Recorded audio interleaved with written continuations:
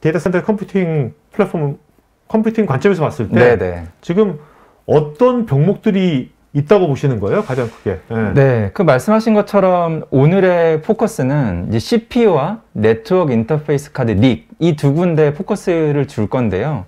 GPU가 아무리 성능이 좋아도 어떤 어플리케이션이니까 GPU로 다 100% 돌아가는 어플리케이션은 없거든요. 그렇죠. 그러니까 GPU로 아무리 연산을 빨리 끝내도 그걸 취합하는 CPU의 병목이 있다거나 아니면 옆에 서버에서 데리고 오는 데이터나 스토리지에서 데리고 오는 데이터의 병목이 인입구인 NIC에서 걸린다거나 그럼 전체적인 프로그램 자체는 늦게 끝나게 될 수밖에 없기 때문에 엔비디아는 예전부터 컴퓨팅 플랫폼 전체를 바라보는 시각으로 어느 게 병목이 있는지를 개선하려는 노력을 하고 있고 오늘은 CPU와 NIC 그 두 군데에 초점을 맞추려고 합니다. 네, 그러니까 오늘 말씀하신 거 이것들이 요즘 와서 하는 게 아니라 몇 년 전부터 이런 연구를 쭉 해왔던 거네요. 네, 맞습니다.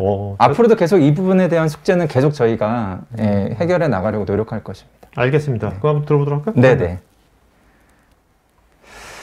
먼저 좀 가볍게 시작을 하려고 하는데요. 지금 보여드릴 한 4장에서 5장 정도의 오프닝 슬라이드가 바로 오늘 말씀드릴 주제를 담고 있습니다. 그래서 왼쪽 밑에 보시는 것처럼 어떤 서버 또는 컴퓨터의 구조를 좀 들여다보면 우리가 쉽게 알 수 있는 게 일단 CPU가 있고요. 그 다음에 이제 호스트 메모리 또는 시스템 메모리라고 불리우는 게 있습니다.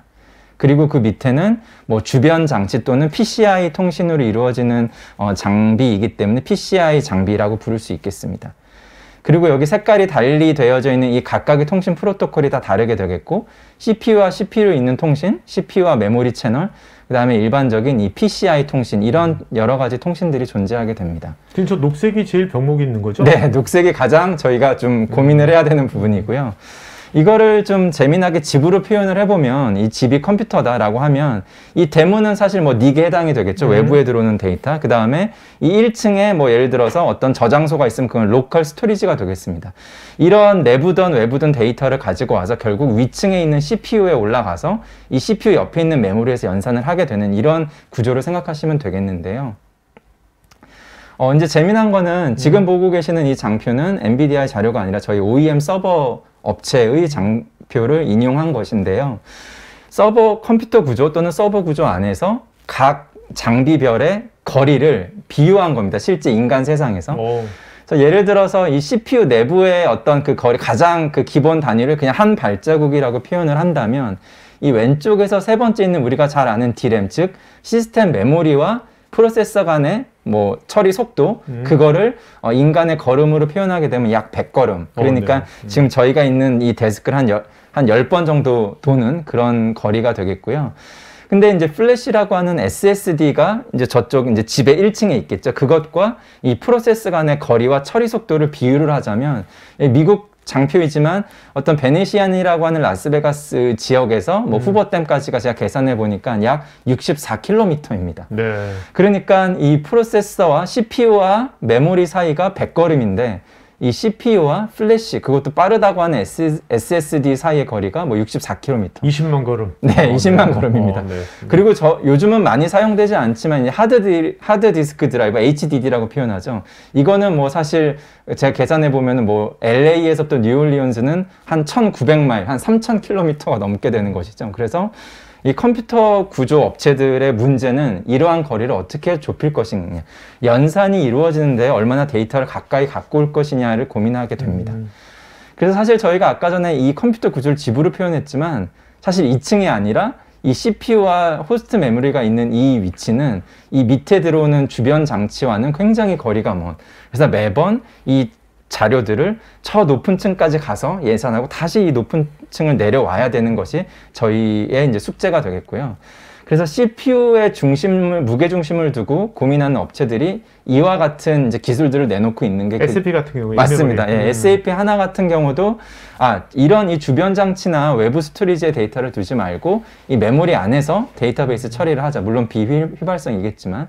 그리고 뭐 예를 들어서 저희 굴지의 이제 그 메모리 세계적인 메모리 제조 회사 뭐 그 회사 같은 경우도 PIM이라고 하는 어떤 AI 모듈, 연산 모듈 자체를 이 메모리에 올려놓자라고 하는 기술들도 다 이러한 고민을 병목을 해결하는 차원에서 나오는 것 같습니다.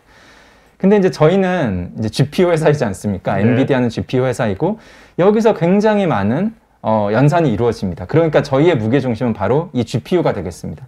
이 GPU 안에는 GPU 메모리가 있고 그걸 우리는 프레임 버퍼라고도 부르는데요. 딥러닝 연산을 하건 HPC 연산을 하건 어찌됐든 이 GPU는 이 GPU 메모리에 있는 데이터를 갖고만 연산을 할 수 있기 때문에 이 여기에 있는 뭐 48GB이 모자랄 경우에는 항상 이 엄청 높은 꼭대기층까지 가서 여기에 있는 데이터를 가지고 다시 이 PCI 통신을 갖고 와야 되는 어려움이 있습니다. 그래서 제가 오늘 소개해드릴 첫 번째 그 그레이스 CPU가 바로 이러한 호스트 메모리와 GPU 메모리 사이의 거리를 어떻게 하면 확 줄일 수 있겠느냐. 다시 말해서 꼭대기층과 이 1층 간에 계단을 타고 올라가는 게 아니라 뭐 한 16차선 뚫어놓고 초고속 엘리베이터를 한 몇 개씩 두자 이런 개념으로 보시면 되겠습니다. 그러니까 저 PCI를 안 거치고 그렇죠. PCI 걷어내고 다른 기술을 적용하는 겁니다. 예. 그래서 CPU는 이 그레이스 CPU는 단순히 CPU 칩이 아니라 통신 버스의 이제 약간 혁신이다 이렇게 보시면 되겠습니다. 그리고 제가 오늘은 설명드리지 않겠지만 세 가지 기술을 더 엔비디아가 이런 컴퓨터 구조를 어떻게 개선하고 있는지 말씀을 드리면 지금 보시면 저희 뭐 복수계의 GPU를 잡고 딥러닝을 돌린다라고 했을 때는 이 0번 GPU와 이 그 다음 GPU 사이에 간의 데이터도 메모리와 메모리 사이에 참조를 해야 될 경우가 분명히 있습니다. 그럴 경우에는 이 0번 GPU에 있는 데이터를 이 옆에 있는 2번 GPU가 참조하기 위해선 이 꼭대기를 올라가서 다시 내려와야 되는 수고로움이 있는데 그런 거를 GPU 다이렉트 P2P라고 하는 기술을 이용해서 바로 이 메모리와 메모리를 참조할 수 있는 기술이 이제 쿠다 드라이버 안에 들어가 있어서 OS에서 제공을 하고 있고요. 이제 서버를 넘나든다고 생각해 보시죠. 뭐 요즘 초거대 AI 모델은 서버와 서버 간의 통신을 이루어서 딥러닝을 하게 되는데 그럴 경우에 뭐 인피니밴드의 닉이 있다라고 했을 때 이 닉 안에서 힘들게 데려온 이 데이터를 다시 또 호스트 메모리까지 올렸다가 여기서 받아야 되는 게 일반적이라면 그러지 말고 이 닉에 있는 버퍼를 바로 GPU가 읽을 수 있게 참조할 수 있게 하자라는 기술이 바로 GPU 다이렉트 RDMA이고 이거는 이제 뭐 멜라녹스 오페드 드라이버와 쿠다 드라이버가 있어야지만 가능한 기술이 되겠습니다. 마찬가지로 이 내부 로컬 스토리지가 됐던 아니면 여기 HBA가 카드가 있어서 쉐어드 원격 스토리지가 됐던 간에 그 스토리지에서 갖고 온 데이터도 GPU에 옮겨서 신나게 트레이닝을 하고 싶은데 이미지들을 그것들을 일일이 올라가지 않고 바로 여기에 있는 버퍼와 여기 있는 버퍼가 서로 데이터를 참조할 수 있게끔 해주는 기술이 바로 GPU 다이렉트 스토리지입니다. 요새 GPU 다이렉트라는 말이 되게 많이 나오는데 네. 아주 요거를 깔끔하게 정리해 주셨네요. 네, 이 패밀리가 네, 저희가 네. 이 GPU 다이렉트 패밀리를 매그넘 IO, 그러니까 IO를 아주 혁신을 하겠다라는 의미인데요. 이런 것들이 지금 솔찬히 많이 사용되고 있고 이런 것들이 다 이런 컴퓨터 구조에서 오는 병목을 해결하고자 하는 노력이 되겠습니다. 네. 그리고 제가 이제 CPU, 그레이스 CPU 다음으로 설명드릴 게 바로 이 닉에다가 암코어를 일부 해서 이 호스트 CPU의 어떤 일들을 좀 오프로딩 하겠다라는 내용이 바로 이제 DPU, 데이터 프로세싱 유닛이라고 하는 개념이 되겠고 이 DPU는 사실 저희뿐만 아니라 지금 유수의 다른 클라우드 업체라든가 이런 업체들도 상품을 내놓고 있는 상황이 되겠습니다. 요즘 보면 저 GPU의 메모리 있지 않습니까? 네. 메모리 버퍼도 점점 커지는 것 같아요. 저 네, 사이즈가. 맞습니다. 네. 그것도 하나의 노력의 일환입니다. 그렇죠. 왜냐하면 바가지가 클수록 이 안에 많은 걸 담고 한꺼번에 해야 되지 굳이 옆에 왔다 갈 필요 없기 때문에 지금 아마 다음 세대 GPU에선 더 많은 GPU 메모리가 담길 것으로 보여집니다. 이 영상이 마음에 드시면 좋아요, 구독 부탁드립니다.